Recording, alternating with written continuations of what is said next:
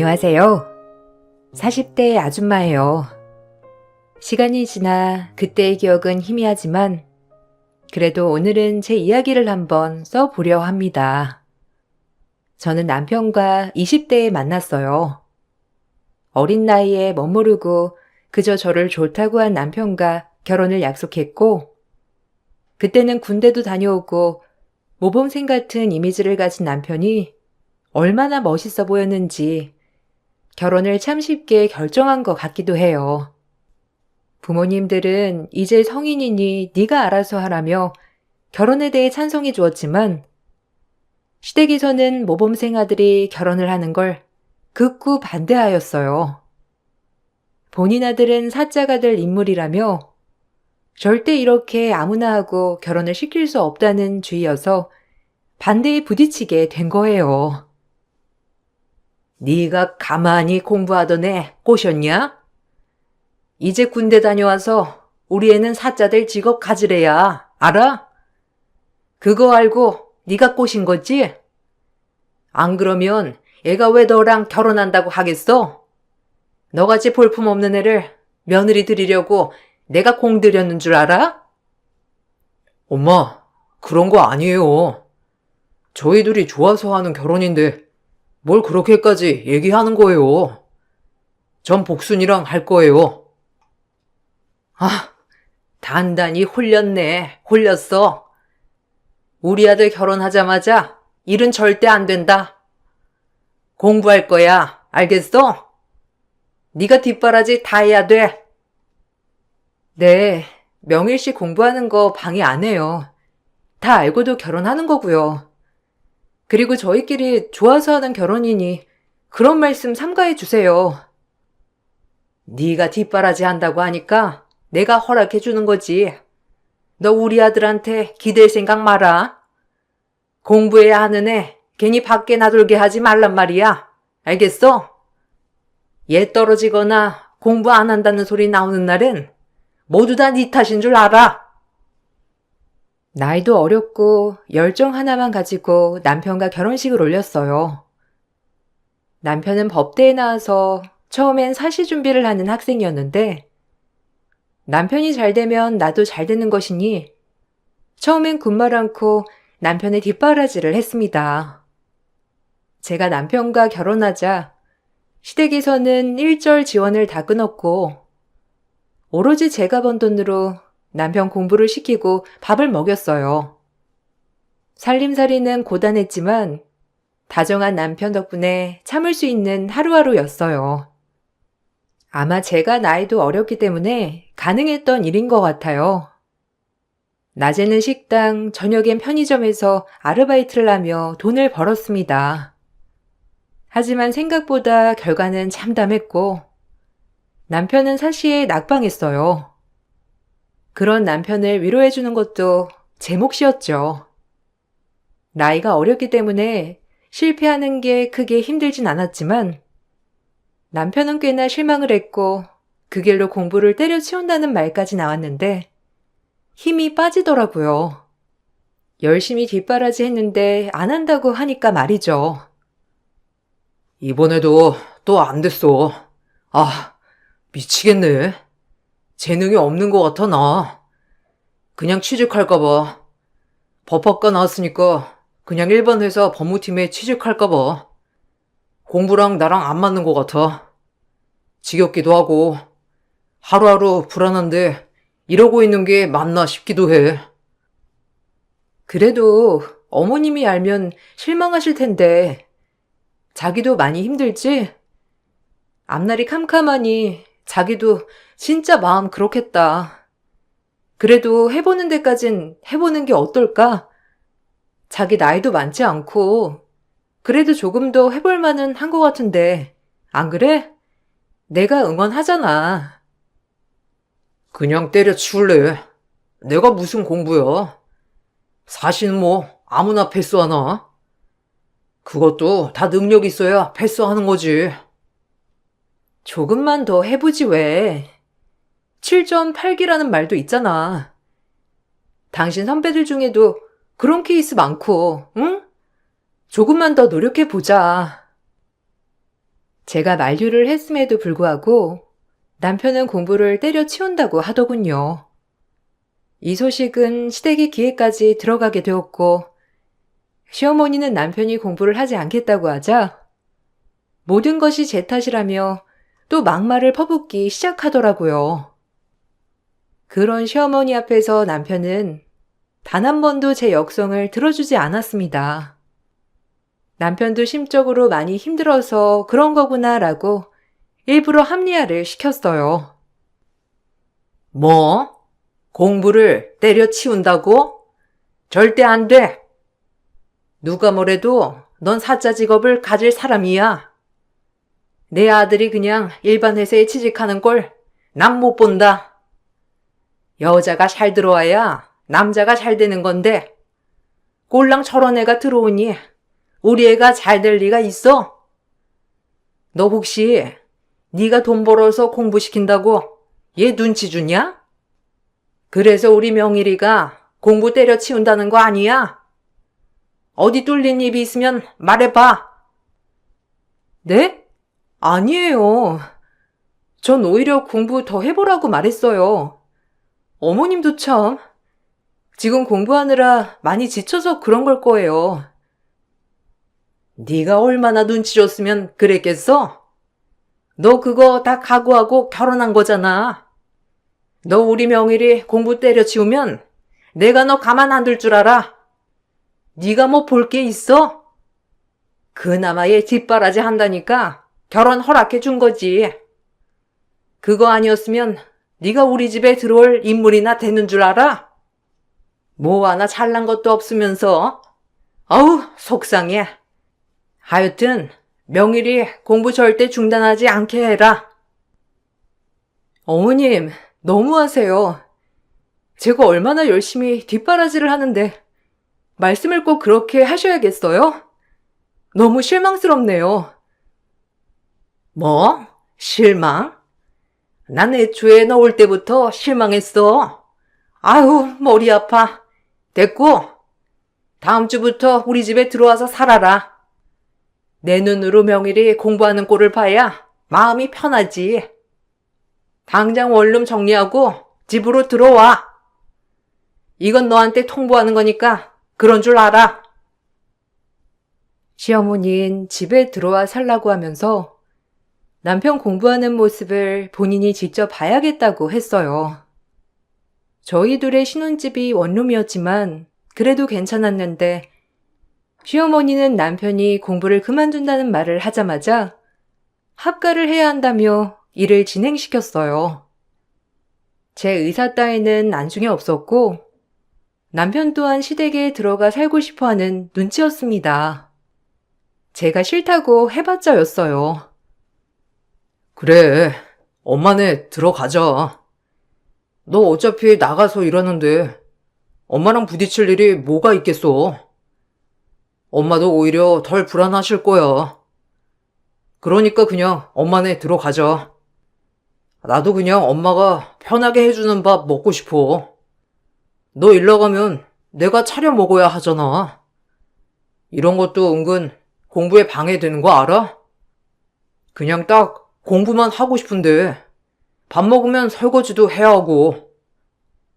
자기 너무한다. 아까도 그렇고 어머님 앞에서 어쩜 그렇게 말 한마디 안 해줄 수가 있어? 내가 그렇게 무시당하고 있는데.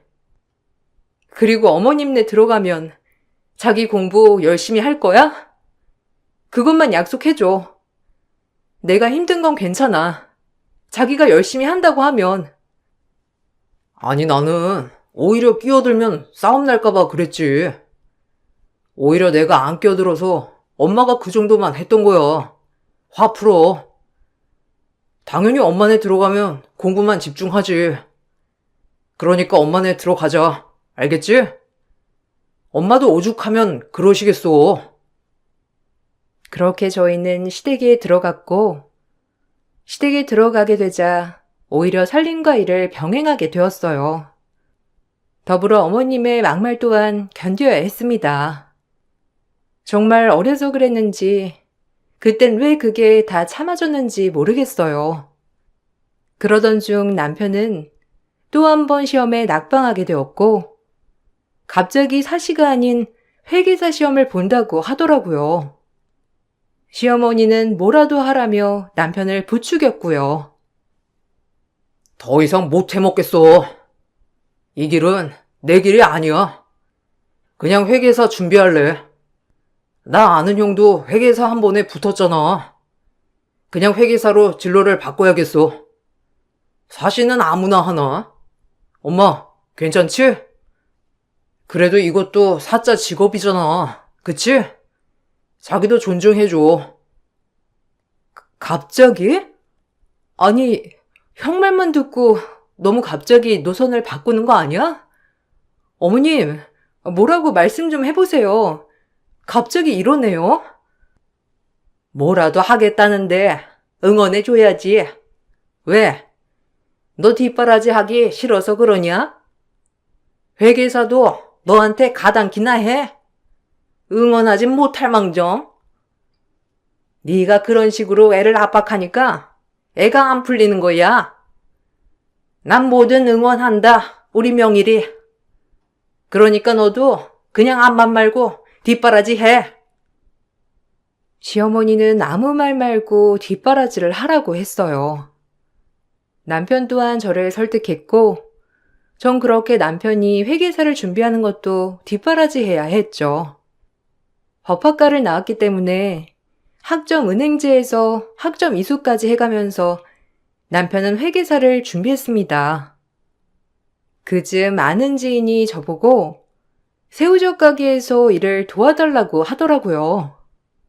낮에 일하는 식당보다도 월급이 훨씬 셌기에 저녁 편의점 일을 안 할 수 있는 조건이었어요. 그래서 전 새우젓 가게에서 낮에 열심히 일을 하게 되었습니다. 그래도 아는 지인은 제가 고생하는 걸 알아서 조금이라도 더 챙겨주려고 하는 고마운 사람이었는데 오히려 가족보다 나은 느낌이었어요. 너도 한창 나이 청춘인데 남편 뒷바라지만 하지 말고 너도 즐길 거 즐기며 살아야지. 이게 뭐니? 맨날 일만 하고. 그래도 남편이 시험에 붙으면 다 될 일이니까 해야지. 뭐 갑자기 생활비가 나오는 것도 아니고 괜찮아요. 걱정해줘서 고마워요. 그렇게 헌신하면 헌신짝 된다. 걱정돼서 하는 말이야. 나 봐라. 나한테 남은 게 뭐가 있니? 그러니까 너도 실속 챙겨. 지인은 저보고 실속을 챙기라며 옆에서 조언도 많이 해주었고 저를 안쓰러워해주는 사람이었어요. 사실 아무도 내 생각을 해주지 않았는데 이렇게 옆에서 직접적으로 저를 위로해주는 사람이 있으니 참 고맙기도 하면서 위로가 되는 날이었죠. 이게 무슨 냄새야? 아우, 젓갈 냄새. 너도 참 해도 꼭 젓갈 장사냐? 아니다. 너랑 딱 어울린다 아주. 집 들어오면 페브리즈부터 뿌리고 욕실로 당장 들어가. 알겠니? 그리고 이번 달 너희 부부 생활비 내고 밥을 어디로 공짜로 먹으려 들어? 어머니, 저 이 사람 뒷바라지 하는 것만으로도 빠듯해요. 매번 이렇게 독설하시고 생활비 꼬박꼬박 받아가시는 거 솔직히 감당하기 힘드네요. 생활비를 줄여주시던지 아니면 좀 빼주세요. 막말로 전 살림도 하는데 이건 좀 아닌 것 같아서 그래요. 어디 날로 먹어? 아니, 다 큰 성인 부부가 생활비 내는 건 당연한 거지. 안 그러냐? 그리고 너 애초에 결혼할 때 뭐라고 했어? 얘 뒷바라지 하는 조건으로 결혼한 거잖니. 그런데 왜 이제 와서 딴소리야? 난 절대 네 뜻대로 할 수 없으니 돈 내놓고 올라가. 아우, 젓갈 냄새. 진짜 코가 뚫리겠다, 뚫리겠어. 어디서 저런 수산시장 냄새를 달고 다녀? 아우, 창피해서 원. 격 떨어져 정말. 그럼 생활비를 받지 마시던가요. 이렇게 맨날 불평불만 하실 거면 말이에요. 저도 이렇게 사는 거 정말 힘들어요. 어머, 참나. 네가 원하던 거 아니니? 이런 거라도 해야 이 집에 붙어 있는 거지. 네 따위가 뭐가 볼 게 있어? 눈물이 뚝뚝 흘렀고 정말이지 너무하다고 생각했지만 그래도 이악 물고 달렸습니다. 제가 선택한 인생에 대해 후회하고 싶지 않았고 제 선택이 옳았다는 걸 모든 사람한테 보여주고 싶은 오기도 있었거든요. 남편은 회계사 공부를 한 지 9년이 되었는데 이제 정말 지칠 대로 전 지쳐버렸어요. 매일같이 저가를 팔면서 뼈 빠져라 남편을 뒷바라지했는데 8년째 낙방한 뒤 마지막 시험 결과만을 남겨두고 있었거든요. 이번에도 떨어지면 정말 포기시켜야겠다는 마음을 잔뜩 먹고 있었어요. 그렇지만 정말 9번째 시험을 보는 해에 남편은 회계사 시험에 붙었습니다. 그야말로 집은 경사가 났고 저도 그 어느 때보다 기뻤어요. 제 선택이 틀렸지 않았음을 보여주는 것 같아 기분이 너무 좋았고 남편과 시어머니도 정말 뛸 듯이 기뻐하더라고요. 드디어 붙었어. 엄마, 저 드디어 회계사 됐어요. 이제 내 걱정은 안 해도 된다고.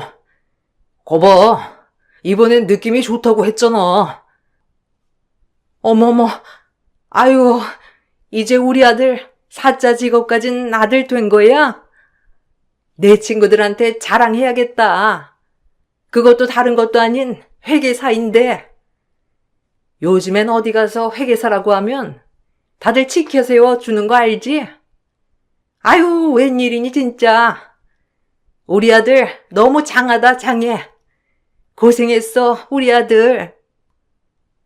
여보, 축하해. 정말 기쁘다. 그래도 이렇게 결과를 이뤄서 정말 다행이야. 내가 다 눈물이 난다 정말. 긴 시간 동안 진짜 공부하는 것도 힘들었을 텐데 너무 고생했어. 이제 진짜 고생 끝이다. 앞으로 이제 꽃길만 남았어 정말로. 아, 고생 끝이다, 정말. 이제 난 다른 사람으로 태어날 거야. 그 누가 뭐래도 난 회계사라고. 아, 기쁘다, 진짜. 이제 어디 가서도 넌 꼴릴 거 없다. 알겠지? 우리 아들은 위대한 사람이야. 내가 이렇게 키운 보람이 있어. 우리 회계사님. 사실 생색은 아니지만 그동안 고마웠다고 따뜻한 말 한마디 해줬어도 좋았을 텐데 시어머니나 남편은 저에게 그런 소린 일절 없더라고요. 그저 본인이 잘나서 회계사가 되었다고 생각했고 시어머니 또한 아들이 잘나서 시험에 붙은 것처럼 얘기했죠. 그래도 좋은 날이니 아무 말도 안 했어요. 그저 남편이 얼마나 좋을까라는 마음에 그저 기분이 좋기 그지 없었거든요. 저 역시 남편이 오랜만에 저렇게 기뻐하는 모습을 보니 섭섭한 마음까지 녹는 것처럼 행복했는데 정말 오랜만에 온 행복이었습니다. 다음 주에 여기 회사 면접 볼 거야. 이제 진짜 지긋지긋한 공부 끝이다. 아, 근데 너 이제 새우젓팔이 그만해야 하는 거 아니야? 아무래도 격 떨어지잖아. 좀 그냥 고상한 일 알아볼 수 없어? 이제 돈 많이 버는 건 필요 없잖아. 그래야지. 천천히 그만둘 거야. 사람 구해지면. 사장님도 나만 믿고 거의 나한테 맡겨주신 가게인데. 그리고 자기가 생각하는 것처럼 험하지 않아. 요샌 직원도 많아져서 거의 난 앉아서 회계장부만 보거든. 그래도 자기 회계사 될 동안 새우젓으로 먹고 산 거야. 너 지금 생색내냐? 참나. 나랑 결혼하고 싶어서 모든 뒷바라지는 다 한다더니. 지금 나 회계사 된 거 네가 만들었다고 생색내는 거지? 하긴 그럼 그렇지. 가만히 있을 리가 없지. 뭐 예상은 했다만 이렇게 빨리 생색낼 줄은 몰랐네. 참나. 갑자기 말을 왜 그렇게 해? 누가 그렇대? 자기 오늘 이상하다. 나 그런 뜻 아닌 거 알잖아. 속상하니까 그렇게 말하지 마. 얼마나 부담스러웠는 줄 알아? 그동안 너 그렇게 나만 보고 일하는 게 나한텐 부담이고 압박이었어. 근데 생색까지 내냐? 순간 어이가 없었고 급살살맞은 태도를 보이는 것이 당최 이해가 가지 않았어요. 단 한 번도 제가 새우젓 가게에서 일하는 걸 뭐라고 한 적 없는 사람이 이런 부분에 태클을 걸기도 하고 저보고 생색내냐는 식으로 얘기하는데 당황스러웠죠. 그래도 그날은 좋은 날이니까 그냥 좋게 넘어갔던 것 같아요. 하지만 남편이 회계사 시험에 붙고 나서부터 시어머니의 막말이 더 심해졌고 남편도 이상하리만큼 갑자기 변해가기 시작했습니다. 정말 바보같이 제가 왜 뒷바라지를 했는지 정말 후회가 되더라고요. 남편과 아이도 낳고 안락하게 살려고 했던 제 생각이 모두 무산되는 순간이었고 시어머니와 남편은 그럴 생각이 전혀 없어 보였어요. 우리 아들 새 장가 갈 수도 있는데 너 때문에 지금 이게 뭐니? 어디 가서 너 같은 애 모임 같은 데나 데리고 다닐 수 있겠어? 그동안 제가 벌어서 먹이고 입혔는데 어머님 너무하신 거 아니에요? 정말 뻔뻔하네요. 뒷바라지 시킬 땐 그렇게 당당하게 모든 걸 요구하더니 이제 그이 회계사 되니까 제가 걸림돌이라는 거잖아요. 정말 어이가 없네요. 기대하는 건 없었지만요. 뭐야? 내가 없는 얘기 하냐? 아주 눈 동그랗게 뜨고 대드는 것 좀 봐. 아주 시장에서 일하니까 억적스럽네 진짜. 명일 씨한테 얘기해서 분가할 거예요. 그리고 저희도 아이 낳고 살아야죠. 이제 명일 씨 시험도 붙었는데 준비해야죠. 누구 마음대로 애를 낳아? 너 설마 너랑 명일이랑 아직도 같은 급이라고 생각하는 거니? 별 볼 일 없는 너랑? 네, 어머님까지 같이 통틀어서 같다고 생각하는데요. 어머님 명일 씨 공부하는 동안 뭘 하셨는데요?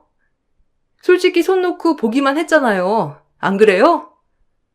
뒷바라지는 내가 다 하고 그래놓고 이제 와서 급 따지며 운운하는 게 어이가 없네요, 정말. 이게? 너 눈에 뵈는 게 없구나. 격 떨어지는 것도 모자라서 아주 애가 천박하게 나한테 눈을 동그랗게 뜨네. 시어머니는 제가 남편에 비해 한참 딸린다며 저 같은 애라고 표현하셨어요. 그동안 9년 새우젓 팔며 내가 뭐 한 건가 싶더라고요. 그즈음 남편도 하루가 다르게 변해가기 시작했는데 회사에 일이 많다고 늦는 건 기본이었고 주말에 남편과 나들이를 가려고 하면 남편은 질색팔색을 하며 저를 뿌리쳤어요. 그때쯤 오히려 남편에 대한 기대는 나버렸던 것 같아요. 지금 너무 잘 돼서 순간 기분에 나한테 이러는 거다라고 합리화를 시켰지만 오히려 마음을 더 힘들게 하더라고요. 그럴수록 전 관계를 회복하려고 다가갔지만 제가 다가가면 남편은 한 발짝 멀어지고 또 한 발짝 다가가면 또다시 멀어지며 반복되었어요. 자기, 이번 주말 쉴 때 우리 바람이라도 쐬고 올까? 당신 공부하느라 우리 한 번도 놀러 다닌 적 없잖아. 너 내가 얼마나 평일에 힘들게 일하는지 몰라? 진짜 눈치 없이 주말에 놀러 다니자는 말이 나오냐? 이래서 무식하면 용감하다더니 진짜 너랑은 격이 안 맞는다. 우리 회사 사람들 보면 얼마나 멋있는데 내가 어디 가서 새우젓 파는 와이프 뒀다고 말을 못해. 알아? 맨날 옷에서 쾌쾌한 새우젓 냄새. 얼굴은 맨날 화장도 안 하고 다니고. 진짜 너만 보면 답답해. 뭐? 내가 누구 때문에 이렇게 살았는데 지금 그런 말이 나와? 너 나 호강시켜 주겠다며? 입에 발린 말이었어? 호강? 하, 너 회계사 부인이라는 타이틀 자체가 너한텐 호강 아니야? 너도 그걸 바래서 내 뒷바라지 한 거고. 남편의 말을 듣고 정말 눈물이 흘렀고, 이렇게 살면 안 되겠다는 생각이 들면서 하루하루 너무 속상했지만, 제가 지금 뭘 당장 어떻게 할 수 없음에 더 슬프더라고요. 내 인생이 부정당하는 것 같아서 말이죠. 그러던 중 남편 회사 쪽에 볼 일이 있어 그 근처 카페에서 지인을 기다리고 있었는데, 카페가 워낙 작기도 해서 남들 말하는 소리가 다 들리더라고요. 한참을 지인을 기다리고 있는데 뒤 테이블 쪽에서 남편과 남편 상사의 말하는 소리가 들렸어요. 살짝 보니 남편이 맞았고, 남편의 입에서 나온 말은 정말 저를 당황시키기에 충분했습니다.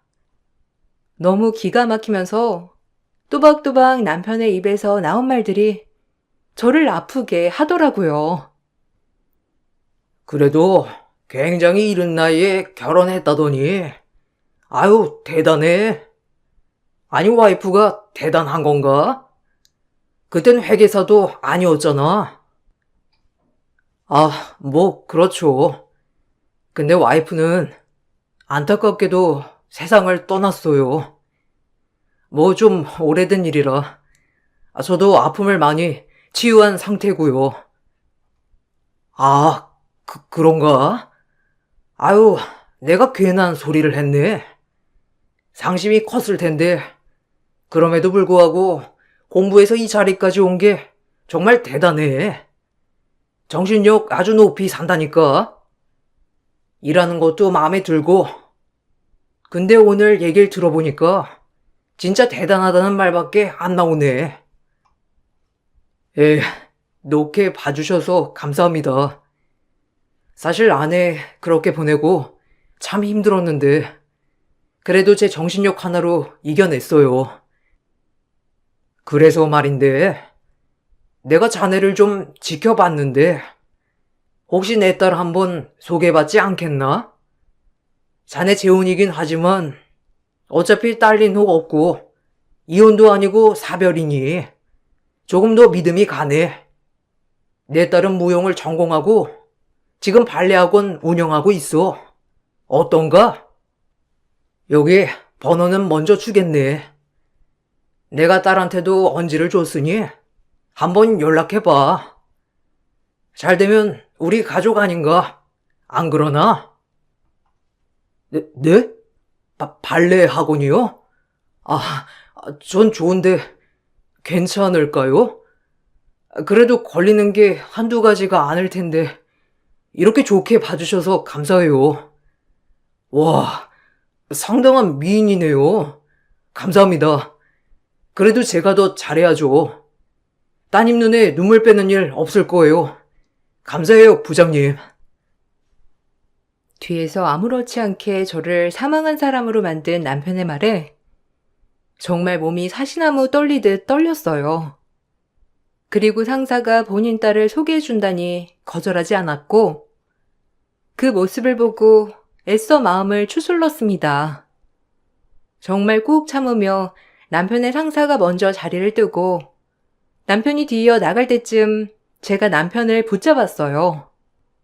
남편을 붙잡고 지금 내가 본 게 뭐냐고 말을 하니 남편은 뻔뻔했습니다. 사별? 내가 저 세상 가서 당신이 힘들었어? 이제 하다하다 내가 사망했다고 하고 다니니? 어쩜 이렇게 산 사람을 골로 보내?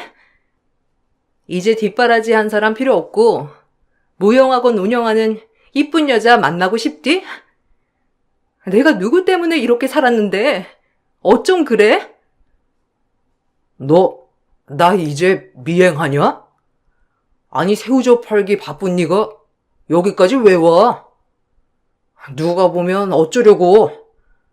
그래, 이왕 이렇게 된 거 솔직히 얘기하자. 김복순, 너한테 구역질러. 제발 내 인생에서 빠져. 내가 꼭 이렇게 말해야겠어? 엄마랑 나랑 얼마나 눈치를 줬는데. 네가 그동안 뒷바라지한 거 뭐 안타깝게 생각해. 그래도 이젠 서로에게 어울리는 상대를 찾아야 하지 않겠어? 눈치가 있다면 빠져. 이게 네 본 모습이었구나. 그동안 내가 뭘 위해 살았는지 정말 알 수가 없다. 도대체 사랑이 뭐라고 내가 호구 같은 짓을 했네. 이제 알았으면 알아서 떨어져. 제발 나한테 더 이상 모진 소리 나오게 하지 말고 눈치껏 빠지란 말이야. 알겠니? 내 인생 앞길 막지 마. 제발 빠져달란 말이야. 이제 이렇게 된 이상 뭐 숨길 게 있겠어? 그냥 너도 이제 네가 어울리는 사람 찾아. 전 그 자리에서 남편의 뺨을 날렸고 가게를 빠져나왔어요. 눈물이 후두둑 떨어졌지만 그제서야 정신이 차려지더라고요. 내가 그동안 뭐 했나 싶을 정도로 후회가 되고 각성을 하게 되었고 전 이대로 당하고만 있을 수 없었어요. 내가 바친 세월, 내 청춘을 돌려받고 싶었죠. 본인의 행복을 위해서 나를 사망했다고 말하는 그 모렴치한 인간을 가만둘 수 없었습니다. 전 일단 아무렇지 않게 집으로 향했고 시어머니도 남편에게 얘기를 들었는지 들어온 저에게 막말을 하더군요. 들었다며? 근데 뭐하러 기어 들어오냐? 그냥 이대로 이 집 나가주면 고마울 텐데. 너도 참 뻔뻔하다. 저 절대 이혼 안 해요. 누구 좋으라고 이혼해요? 내가 그동안 바친 세월이 얼만데? 저 절대 그렇게 못하니까 알아서 하세요. 아유, 뻔뻔해라. 남 앞길 막아도 유분수지. 너랑 회계사랑 어울리긴 하니? 우리 아들이 어떤 아들인데? 참나, 웃겨 정말. 당신도 나한테 뺨 맞고 싶지 않으면 입 다물어요. 알겠어요? 나 지금 건들지 말란 말이야. 나 지금 눈에 뵈는 거 없으니까. 모든 시어머니의 말을 다 무시했고 다음날 남편의 회사를 찾아갔어요. 그리고 그 상사의 얼굴을 알고 있던 터라 상사가 퇴근하고 나오기만을 기다렸습니다. 그리고 퇴근 후 상사가 회사에서 나올 때 꼭 드릴 얘기가 있다고 하며 카페로 데려갔죠. 제가 남편이랑 찍은 사진, 혼인관계 증명서까지 다 들이밀어 보였고 그동안 제가 했던 뒷바라지까지 모조리 얘기했어요. 상사는 믿기지 않는 듯이 입을 다물지 못했고 남편에게 속았다는 그 분노를 감추지 못하더라고요. 얼마나 부들부들 떨리던지.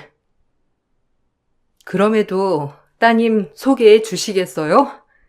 이런 남자예요. 저 10년 넘게 헌신했고 이젠 헌신작처럼 버려지네요. 어디 가서 제가 저 세상 같다고 하는 사람인데 따님은 나중에 어떻게 될까요?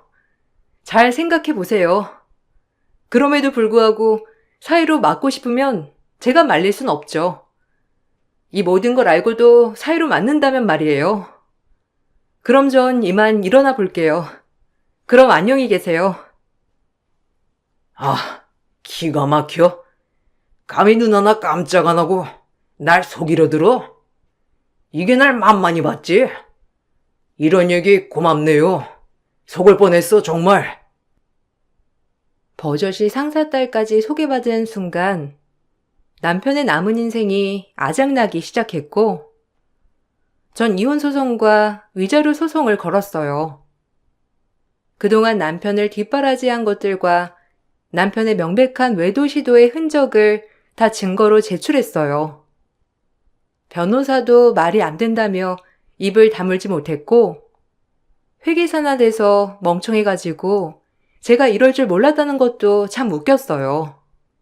전 그렇게 소송을 준비했고, 결혼 생활 내내 남편이 경제적으로 기여한 바가 없었기 때문에 오히려 저에게 위자료를 줘야 했어요. 그리고 시어머니와 남편에게도 정신적 피해 보상이라는 위자료를 받았고, 외도는 시도만 했기 때문에 따로 이거에 대한 위자료는 받지 못했죠. 네가 우리 뒤통수를 쳐? 어련히 알아서 나가주면 좀 챙겨줄 텐데. 이렇게 일을 크게 만들어 네가? 감히 우리 아들에게 먹칠을? 아줌마, 정신 차려요. 아들놈 그렇게 키우고 뭔 말이 많아. 그 애미의 그 아들이지.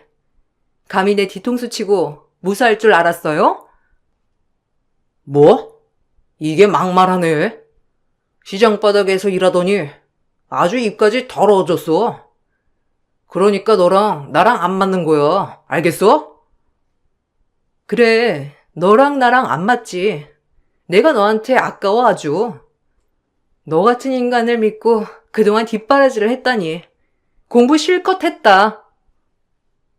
남편과 시어머니의 막말에도 소송을 이어갔고, 남편이 이혼의 유책 배우자였기 때문에 저에게 위자료를 줘야 했습니다. 그동안 제가 뒷바라지 했다는 근거 아래 위자료를 많이 물어야 했고, 남편은 매우 억울해 하더라고요. 왜 본인이 마음이 떠나서 이혼하는 건데 이렇게 해야 하냐면서 말했고, 회사에서는 팽당했습니다. 사실 이 부분이 제일 고소하더라고요. 날 기만하고 자네가 회사를 잘 다닐 줄 알았나? 감히 날 물로 봐도 이분수지? 절대 용서 못하네. 내 딸한테도 하마터면 그게 상처 줄 뻔했어. 알아? 내가 너 이 세계에서 발도 못 들이게 할 줄 알아? 어디 감히 나를 농락하고 네가 무사하길 바래? 아니 그게 아니고요. 제가 잘 설명을 드릴게요. 진짜 큰 오해거든요. 제발 제 말 좀 먼저 들어주세요. 네? 제발 제 말 좀 끝까지 들어주세요. 입 다물어. 또 무슨 거짓말을 하려고 나한테?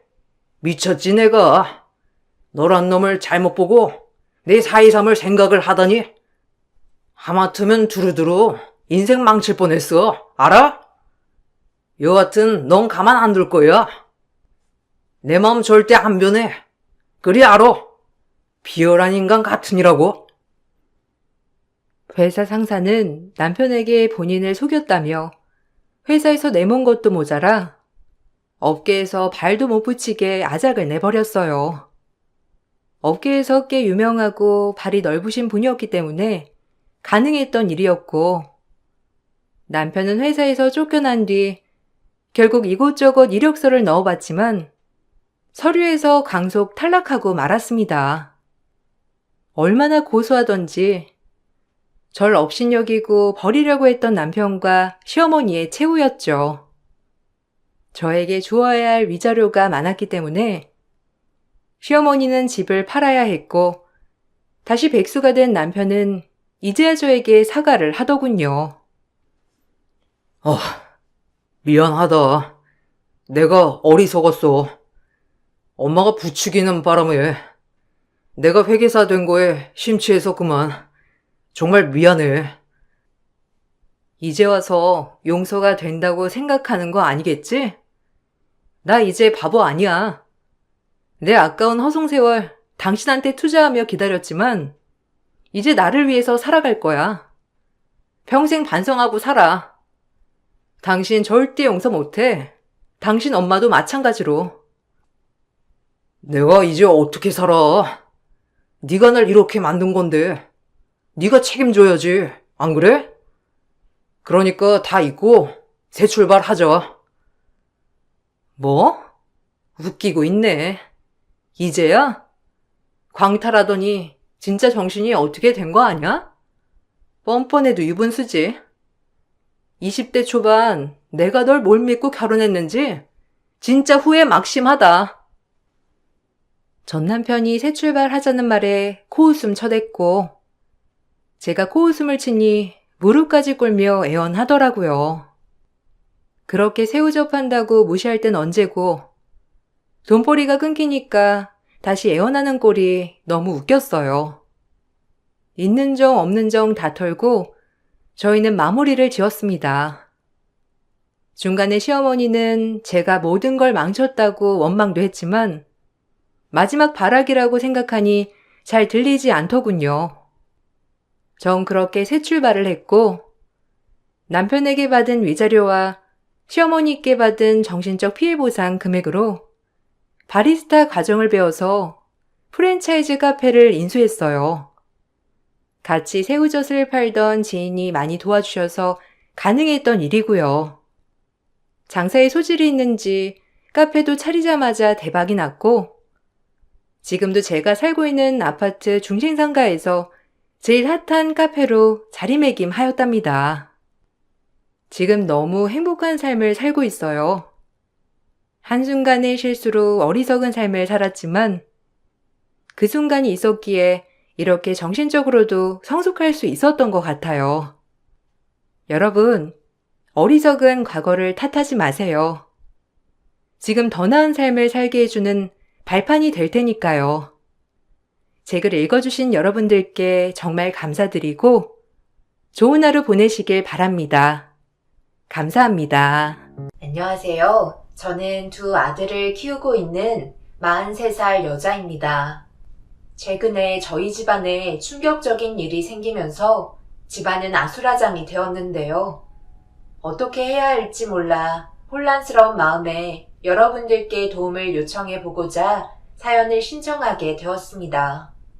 지금 저희 가족에게 놓인 현실을 받아들이기가 상당히 어려워서 매일 눈물을 흘리며 살아가고 있는 중입니다. 시모의 차별이 이렇게까지 심각한 상황을 몰아가게 될 거라곤 상상조차 하지 못했었어요. 작년 이맘때쯤이었을 거예요.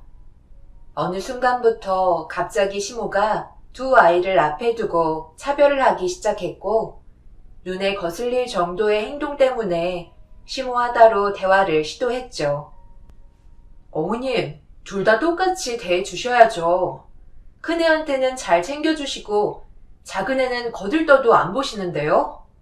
어머님께서 아무렇지 않게 행동하시는 것들이 아이들한테는 정말 큰 상처로 다가온다는 거 모르세요? 어머님이 어른이시면 부끄러운 행동은 하지 마셔야죠. 내가 뭘 어쨌다고 그래? 그냥 마음이 더 끌리는 쪽으로 더 챙겨주고 있는 건데 그게 뭐 잘못됐다는 거야? 엄마, 적당히 좀 하세요. 애들이 모를 것 같아요. 작은 애가 저번에 뭐라고 했는지 알아요? 할머니는 자기를 싫어하는 것 같대요. 왜 순수한 아이한테 그런 상처를 주고 거리를 두려 하는 건지 모르겠어요. 이런 식으로 계속 문제 일으키실 거면 2번 다시 오지 마세요. 내 손자들 내가 보겠다는데 뭐가 잘못됐어? 딱 봐도 큰애는 너랑 똑 닮았는데 작은애는 네 마누라 닮아서 정이 안 간다. 그러니까 지금 큰애가 이 사람 닮았다는 이유 하나 때문에 대놓고 차별하신 거예요? 작은애는 고작 저를 닮았다고 온갖 상처는 다 주신 거고요. 더 이상 듣고 싶지도 않네요. 지금 당장 저희 집에서 나가주세요. 그리고 2번 다시 오지 않으셨으면 좋겠어요. 내가 내 아들 집에 오겠다는데 네가 왜 이래라 저래라 하는 거니? 그러게 자식을 낳을 때 제대로 낳아야 할 거 아니야? 시모의 행동이 저를 너무 힘들게 만들었어요.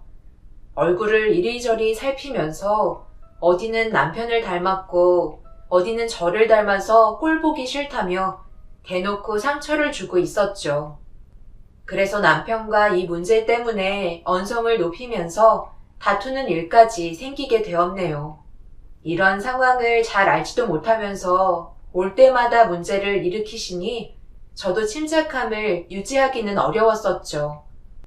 시모가 집으로 돌아가시면 남편과 저는 또 다시 시모의 행동에 대해 대화를 시도할 테고, 그럼 또 아이들 보는 앞에서 언성이 높아질까봐 최대한 그 자리에서 해결을 보려고 남편은 시모에게 좋게 대화를 풀어나가려 했지만 저희 말은 들을 생각도 없으셨어요.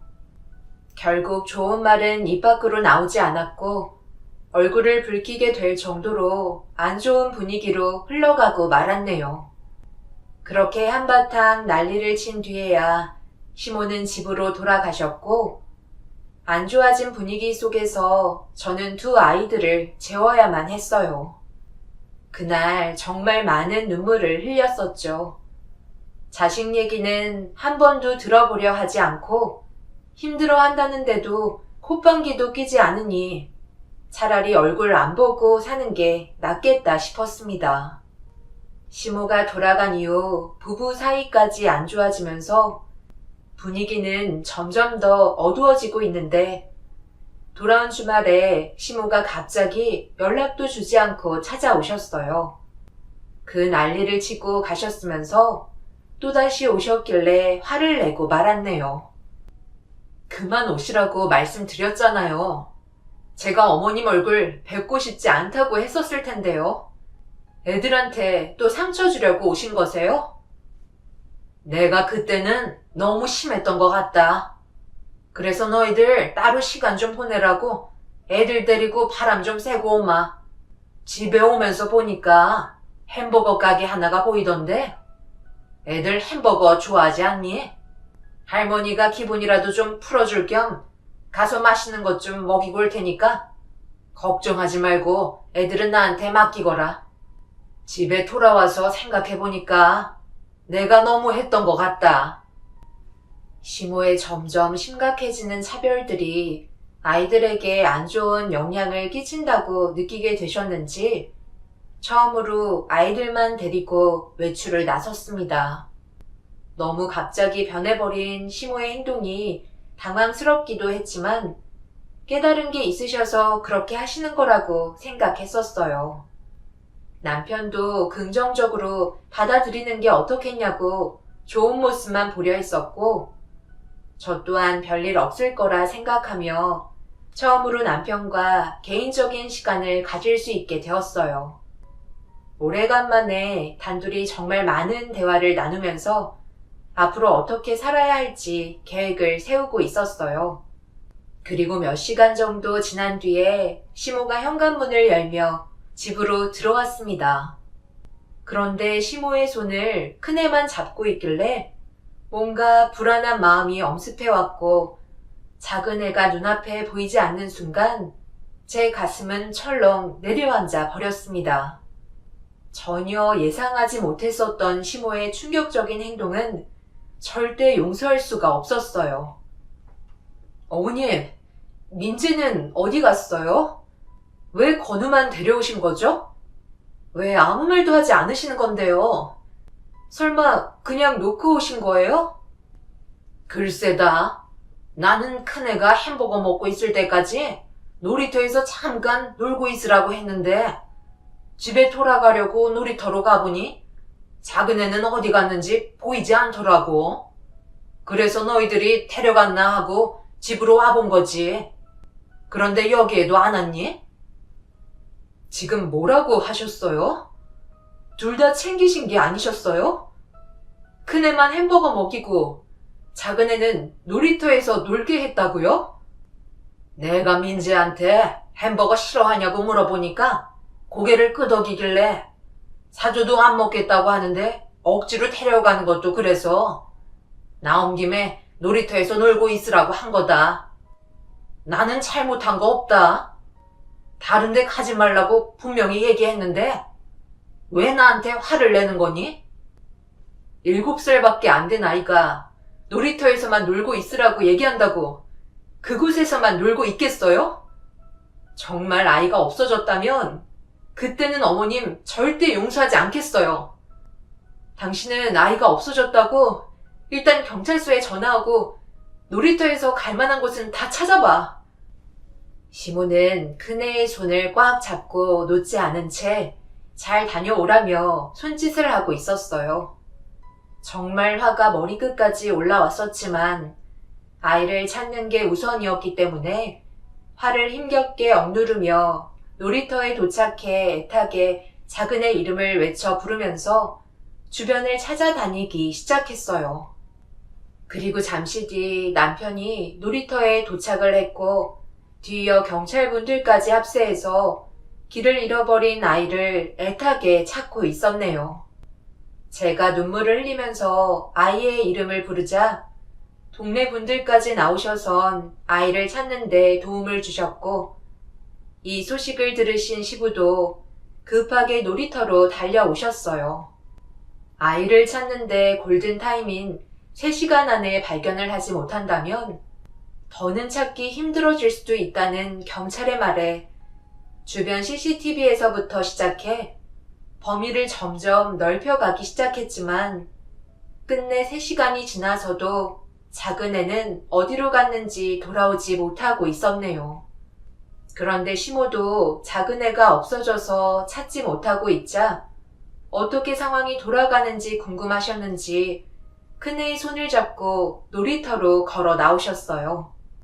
그 모습을 보곤 결국 이성을 잃어버렸고 시모와 큰애를 분리시킨 뒤 막말을 퍼붓고 말았습니다. 애들이 생긴 게 다를 수도 있는 거지. 그걸 가지고 차별하는 사람이 어디 있어요? 작은 애는 어머님 손자 아니에요?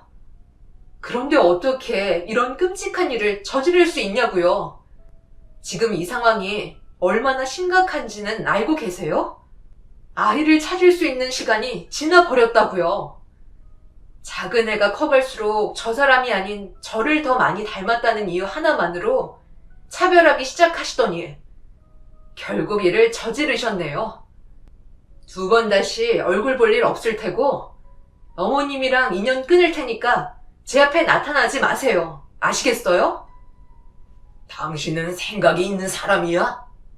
7살밖에 안 된 애가 뭘 안다고? 놀이터에서 혼자 놀게 만들어? 당신 치매 왔어? 요즘 들어 왜 시키지도 않는 행동을 계속해서 하는 건데? 내가 애들 집에 가지 말라고 몇 번이나 말했었잖아. 내 손자 내가 보겠다는데 왜 당신이 참견을 하는 거야? 나는 최선을 다해서 아이들을 돌봐준 것밖에 없다고. 둘 다 데리고 나가셨으면 끝까지 책임지고 데리고 들어오셨어야죠. 민재가 햄버거를 얼마나 좋아하는지 알아요? 보통 햄버거를 싫어하냐고 물어보는 게 아니라 햄버거를 좋아하냐고 물어보지 않나요? 애초부터 건우만 사주고 싶었던 거잖아요. 지금 여기에서 한 4km 떨어진 편의점에 길을 잃어버린 것 같은 한 아이가 편의점에 들어와서 엄마 찾아달라고 울고 있다는 연락이 왔다고 하네요. 정황상 아무래도 길을 잃은 어머님 아이 같은데 서둘러서 편의점에 가보도록 하시죠. 경찰의 말이 끝나기 무섭게 급하게 편의점으로 향하게 되었고 온 가족이 문을 열고 들어가는 순간 그 자리에 주저앉아 오열을 하고 말았습니다. 작은 애 손에 음료수 한 캔과 편의점 햄버거가 쥐어져 있었고 저를 보자마자 닭똥 같은 눈물을 흘리며 제 품에 안겼네요. 그리곤 햄버거를 놓지 않고 울먹이던 작은 애는 또 다른 충격적인 말을 꺼낸 순간 그 자리에서 시모의 멱살을 잡고 말았습니다. 주변 사람들과 가족이 말리려 했지만 이미 저는 제정신이 아닌 사람처럼 행동하게 되었어요. 시모는 작은 애한테 엄마랑 닮은 게 죄라며 햄버거 먹고 싶다고 뒤따라가는 자기를 혼내면서 놀이터에 두고 쫓아오면 가만두지 않겠다는 시모의 말에 엄마가 보고 싶어 눈물을 흘리면서 집으로 돌아가려다가 길을 잃게 되었고 결국 너무 배가 고파 편의점으로 들어오게 되었다는 작은 애의 설명을 들을 수 있었습니다. 이 말을 듣곤 어느 누가 침착할 수 있겠어요. 결국 시모와 머리채 잡으며 싸우게 되었고 동네가 떠나갈 정도로 서로 안 좋은 말을 주고받으면서 난리를 치다가 아이들이 눈물을 흘리며 울고 있는 모습이 눈에 들어오면서 상황은 정리가 될 수 있었습니다. 그리고 그날 이후 시모와는 2번 다시 얼굴을 안 보기로 인연을 끊게 되었고, 시부는 저희 가족이 계속 걱정이 되셨는지 며칠 뒤 방문해 주셨어요. 아버지, 여긴 왜 오신 거예요? 저 사람이 지금 아무도 보고 싶어 하지 않고 있어요. 그만 돌아가 주세요. 미안하다. 어떻게 이런 일이 발생이 된 건지. 애비도 그때 당시 너무 놀라서 지금까지도 마음이 쉽게 진정이 되지 않는구나. 지금은 별로 대화하고 싶지 않아요. 어차피 좋은 말 주고받을 수도 없으니까 나중에 오시는 게 좋겠어요. 저는 그때 일들이 너무 큰 충격을 받은 상태라 아무것도 할 수가 없을 정도로 힘들었었기 때문에 남편이 중간 역할을 해주고 있었죠. 그래서 어느 정도 마음을 추스를 수 있었고 많은 고민에 빠져 있었습니다. 이렇게 사는 건 아닌 것 같았거든요. 확실하게 정리를 해야만 저희 가족이 피해를 입지 않을 것 같아 남편에게 제가 생각했던 것들을 풀어놓았고, 어느 정도 저와 같은 생각을 가지고 있다는 걸 알게 된 이후 이사 준비를 결정하게 되었어요.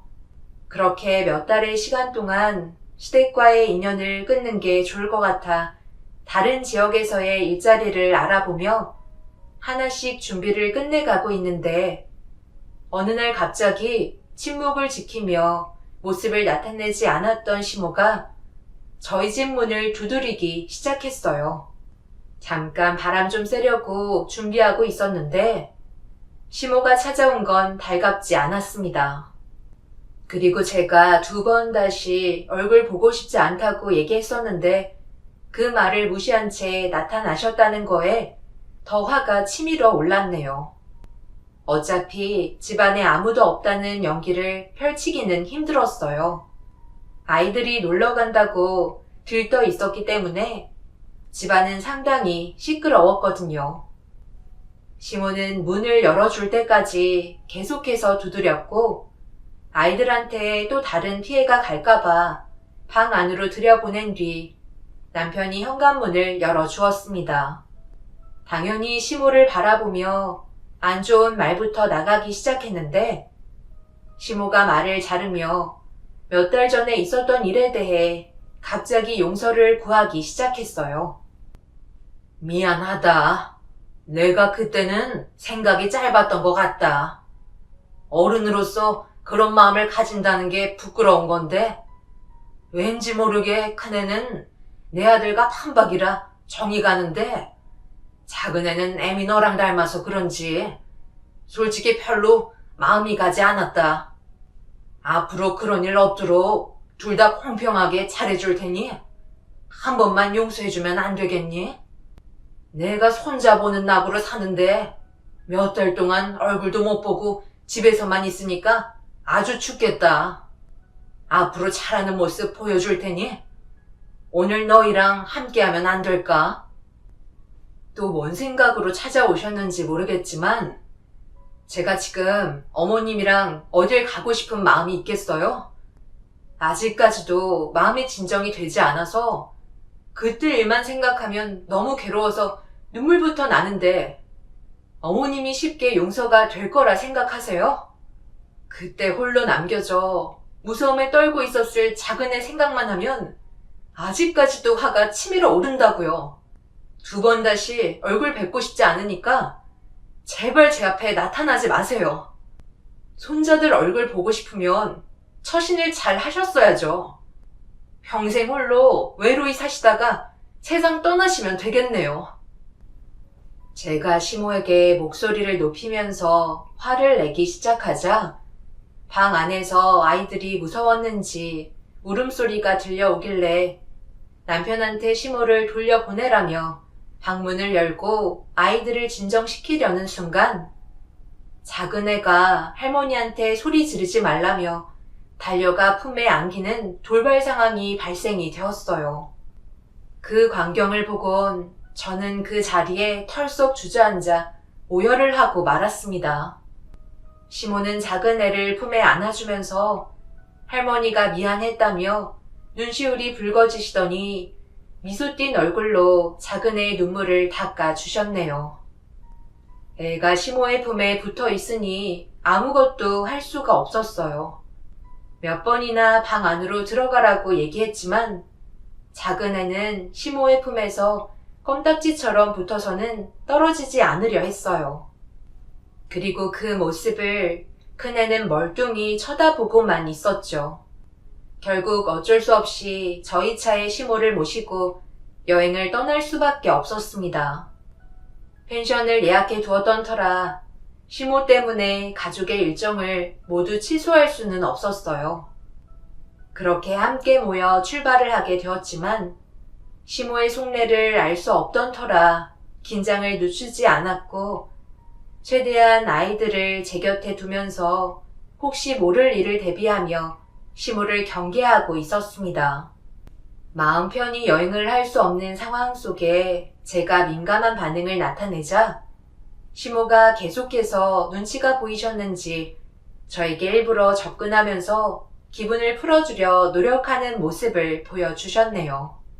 하지만 앞으로 어떻게 살아야 할지 저는 막막하기만 했었네요. 관계 회복을 한다 해도 결국 또다시 예상하지 못한 문제점들이 나타날까봐 시모가 곁에 있는 게 솔직히 두렵고 무서웠어요. 그냥 조용히 살고 싶었습니다. 그래서 남편에게 최대한 빠른 시일 내에 다른 지역으로 이사를 가자고 재촉했던 거고 더 큰 불화를 막기 위한 발버둥이었었죠. 시모는 여행하는 기간 내내 제 눈치를 살피면서 아이들을 공평하게 잘 대해주고 계셨어요. 그런데 펜션에 도착한 뒤에 잠깐 긴장을 늦춘 상태로 저녁을 먹기 위해 음식을 준비하고 있는데 순식간에 엄청난 광경을 목격하게 되었고 작은 애한테 평생 지울 수 없는 상처를 남겨주고 말았습니다. 저는 비명을 지르며 작은 애한테 달려갔고 화장실에서 씻고 있던 남편이 급하게 밖으로 나와 작은 애를 데리고 차에 태운 뒤 응급실로 향했어요. 자지러지게 우는 아이의 눈밑에서 출혈이 멈추지 않았고 결국 12바늘을 꿰매야 하는 수술을 받고 말았습니다. 그날도 시모는 큰애의 손을 잡고 응급실로 뒤늦게 따라왔어요.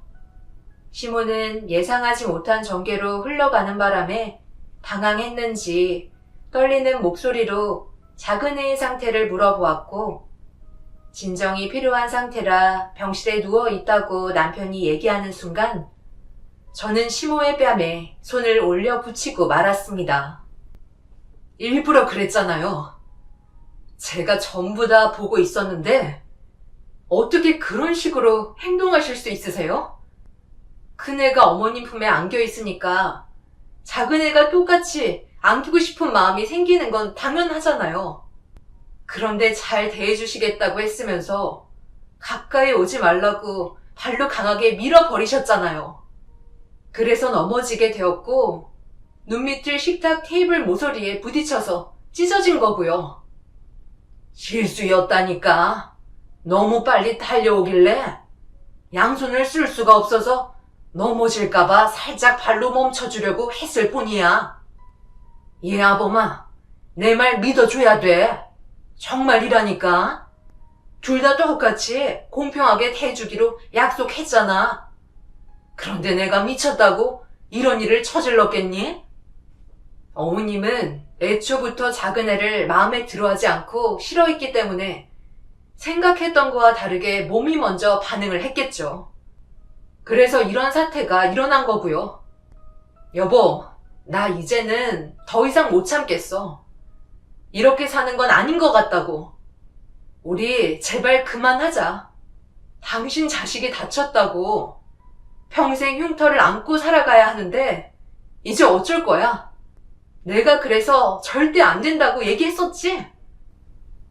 남편도 갑작스러운 상황에 많이 당황했었고 충격을 받은 상태라 어쩔 줄 몰라 하고 있었어요. 결국 제가 이혼하자는 얘기가 나오자 남편은 더 이상은 안 되겠다 생각했는지 결국 시부를 병원으로 모시게 되었네요. 그리고 몇 시간 뒤에 시부가 병원에 도착을 하셨고 거친 숨을 내쉬면서 사색이 된 얼굴로 저를 바라보시더니 절대 안 된다는 눈빛을 보내어 오고 계셨지만 더 이상 숨기다가는 제가 제명에 못 살 것 같아 모든 사실을 시모에게 털어놓게 되었고 결국 남편이 차에 넣어둔 채 꺼내지 않았던 갈색 봉투를 저에게 건네주었어요. 저는 안의 내용물을 확인한 뒤에 시모에게 던져주며 그동안 있었던 일에 대해 전부 다 밝히고 말았네요. 애초부터 두 분의 관계에 금이 가기 시작하면서 이런 사태가 벌어졌다는 거 아세요? 10년 전에 두 분이 이혼하겠다며 엄청나게 싸우셨잖아요. 그때 당시 어머님 어떻게 하셨어요? 아버님 얼굴 보고 싶지 않다며 3년 동안 해외에 계셨잖아요. 그동안 결혼 생활한 거에 대한 보상을 받아야겠다며 해외 시 이모님 댁에서 돌아오지 않으셨고 연락도 일절 받지 않으시고 결국 그 사이에 어떤 일이 벌어졌는지 아세요? 아버님이 애를 하나 데리고 왔다고요. 제가 막 출산을 했는데 제 아이보다 1살이나 많은 아이를 무작정 저에게 밀어 넣으셨어요. 그리고 아버님이 제 앞에서 무릎을 꿇으시더니 한 번만 살려달라고 애원을 하셨고요. 그리고 얼마 뒤에 어머님이 장기간의 해외 체류를 끝내고 돌아오신 뒤에 제가 두 아이를 출산한 걸로 알고 계셨던 거예요.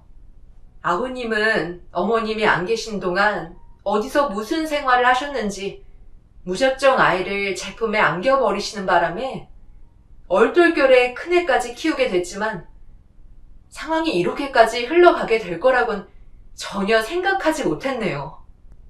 그런데 어머님은 시간이 지날수록 진짜 친손자는 알아보지 않고 아버님이 바람 피우셔서 아이만 놓고 도망가버린 상간녀의 자식을 저희 남편이랑 빼닮았다고 차별을 하시고 계셨어요.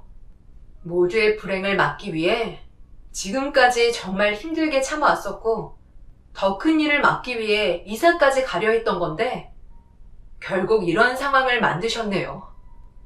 어머님이 그렇게 애지중지하며 아끼던 큰애는 아버님과 상간녀 사이에서 태어난 자식이었다고요. 피는 못 속인다고 친손자가 그래도 할머니가 좋아서 달려가 품에 안겼을 때 저는 얼마나 괴로웠는지 아세요? 이 모든 사실을 알고도 숨길 수밖에 없었던 제 심정을 어머님이 아시냐고요. 두 분 때문에 왜 저희가 중간에서 힘들어야 하는 거죠? 두 번 다시 저희 앞에 나타나지 마세요. 아버님도 어머님도 절대 용서하고 싶지 않아요. 시모는 제가 말한 사실들에 대해 전부 다 들으시곤 아무 말도 하지 못한 채 넋이 나간 사람처럼 자리에서 주저앉아 버리셨고 그네를 아무 말 없이 바라만 보고 계셨네요. 아버님은 어머님이 해외로 떠나시면서 홧김에 다른 여자를 만나면서 저희 몰래 생활을 하시다가 임신까지 하게 되었고 막 출산한 저에게 그 아이까지 던져주었어요. 그리곤 아버님이 실수했다며 자기 자식을 보육원에 둘 수 없지 않냐고 생각할 시간을 가지는 동안 잠시 돌봐달라고 부탁한 사이 시모가 해외에서 돌아오게 되면서 제가 두 아이를 연년생으로 출산하게 된 줄 알고 계셨던 거네요. 이런 사실을 말할 타이밍을 놓치게 된 상태에서 아버님과 바람났던 그 상간녀는 더 이상 찾을 수가 없었고 시간이 지나면 지날수록 두 아이를 키우다가 아버님이 조금만 기다려달라는 말이 10년이나 흘러버렸던 거였죠. 그리고 제가 던진 갈색 봉투 안에 상간녀가 임신했을 때 놓고 갔던 여러 가지 물품들이 들어 있었습니다. 예전에 아버님이 하도 정신이 없으셨는지 아이 물품이 들어있던 상자를 아무 생각 없이 건네주었었는데 그 안에는 아버님과 상간녀가 함께 찍었던 사진들과 추억이 담겨있던 여러 가지 것들이 들어있었어요. 그래서 남편이 아버님한테 돌려드렸었는데 아버님이 큰아이 신생아 때 물건이고 나중에 아이 친모의 사진이 필요할 수 있다며 버리지도 못하고 가지고 계시다가 걸리면 큰일 난다며 남편 손에 다시 쥐어줬었는데 그때 차 안에 두고 일절 꺼내지 않았다가 까맣게 잊고 있던 물건을 시모에게 던져주게 되었던 거였죠. 결국 아버님은 시모에게 무릎을 꿇으면서 한 번의 실수라고 용서를 구했지만 이미 되돌릴 수 없는 세월이 흐른 만큼 모두가 받은 상처는 너무나도 크게 되었네요. 당연히 아버님의 자식이었으니 시모의 눈에 낯이 익은 얼굴이었을 테지만 그렇다고 두 아이들을 앞에 둔 채 차별을 했다는 건 아직까지도 화가 치밀어 오릅니다. 저희는 현재 이사를 한 상태예요. 그리고 시부모님과 인연을 끊었습니다. 저희 가족 모두 옳은 판단을 한 건 아니지만 세상의 모든 게 타이밍이 안 좋았던 것 같네요. 앞으로 어떻게 해야 할지가 걱정이에요. 그 전에는 시모가 이런 사실을 알게 되면 엄청난 화장을 불러일으킬까봐 아무 말도 하지 못하고 있었는데 막상 모든 걸 털어놓은 상태에서 서로가 많은 상처를 받아버린 상황이라 어떻게 해야 할지 모르겠네요. 이 사실을 아직까지 큰애는 전혀 모르고 있어요. 저희 가족이 앞으로 어떻게 하면 좋을까요? 처음에는 너무 어린 신생아였기 때문에 어쩔 수 없이 돌봐줬지만 10년이 흘러버리면서 온갖 정은 다 들어버렸네요. 여러분들께서는 지금의 우리 집안이 어떤 식으로 지혜롭게 헤쳐나가면 좋을지 의견 부탁드리겠습니다. 시부모님과의 관계가 원만했다면 이런 일들은 발생되지 않았겠죠. 아이들이 커갈수록 왜 제가 죄를 짓고 있는 것 같은 느낌이 들게 되는 걸까요? 정말 답답하기만 하네요. 시모는 계속해서 친손자인 작은애한테 했던 행동들에 대해 용서를 구하고 싶다며 연락을 취해오지만 아직까지 받아주지 않고 있습니다. 아무래도 시부모님은 이혼하실 것 같네요. 제 사연 들어주신 분들의 조언을 기다리겠습니다. 감사합니다.